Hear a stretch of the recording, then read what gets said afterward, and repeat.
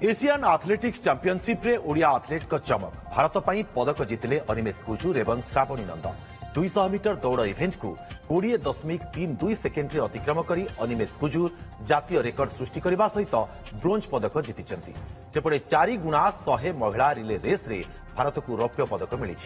43.86 second रे अतिक्रम करी एही सफलता हासिल करिसेंती श्रावणी। एही दल रे शामिल थिले ओडिया झियो श्रावणी नंदन।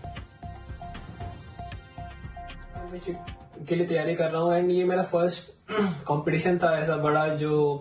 मतलब जो जिससे मुझे पॉइंट्स मिले वर्ल्ड चैंपियनशिप के लिए एंड ये ए लेवल मीट था तो ऐसा मतलब फर्स्ट मीट था जो जिससे मैं कॉन्फिडेंस मिला बहुत ज्यादा इस कंपटीशन मीट की कम्पीट किया मैं एंड मेरे से फास्ट स्प्रिंटर्स थे जिनके साथ मैं कम्पीट किया एंड मुझे इस कंपटीशन से बहुत सीखने को मिला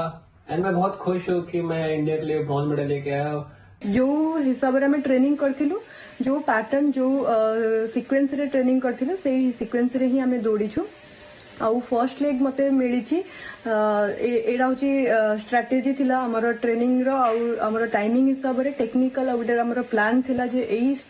सीक्वेंस रे दौड़िले we can give the best performance जोटा कि हमर एही टीम रो एटा पर्सनल बेस्ट टाइमिंग करिछु